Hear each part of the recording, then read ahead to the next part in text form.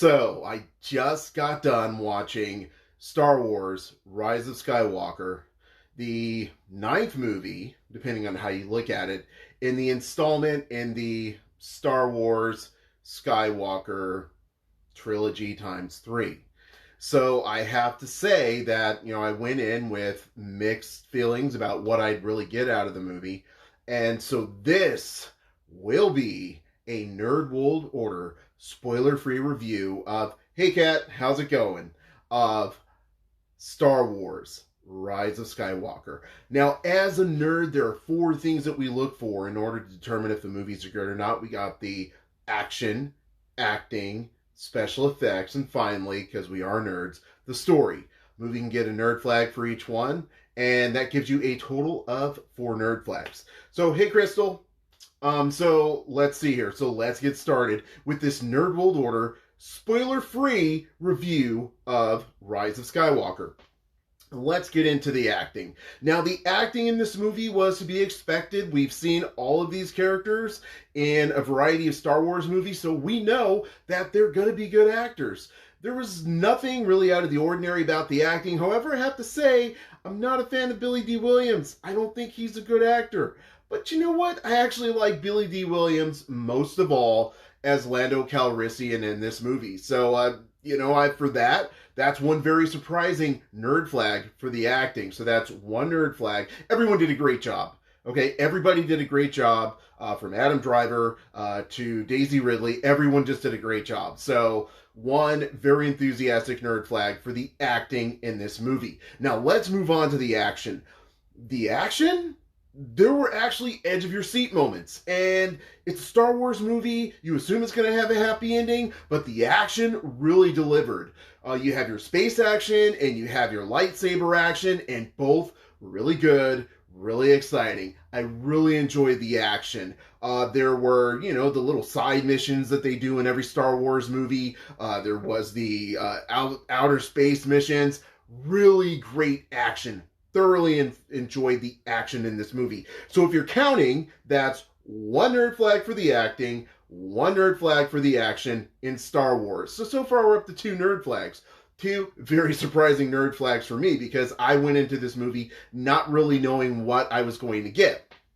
Now let's move on to the special effects. This is a Star Wars movie, so of course you have the entire Disney empire behind you as far as making special effects. They've been doing great with all the Marvel movies, all the Disney movies, all the Star Wars movies. So it comes as no surprise to you that this nerd flag for special effects was a given.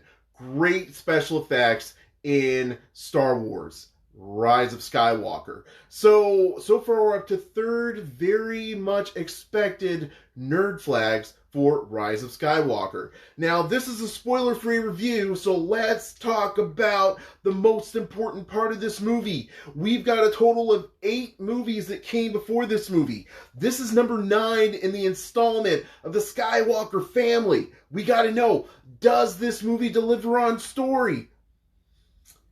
Not exactly. And this was my biggest challenge in the movie, and I guarantee there will not be spoilers. However, the first part of the movie was some very lazy writing. There were a lot of things that they had to take care of, they had to get out of the way, there were a lot of unanswered questions, and so they just kind of one by one, they just kind of, hey, let's get all this out the way so we can get on to making the movie that we want to make. That's what it really was.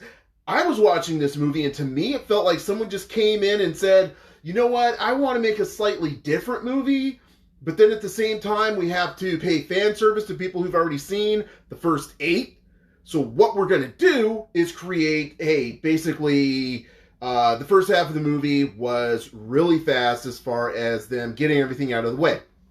So I'm sitting in the movie theater, and I'm a little bit disappointed because I'm not really digging the story. Now, the second half of the movie, that second and third act, wow, really delivered.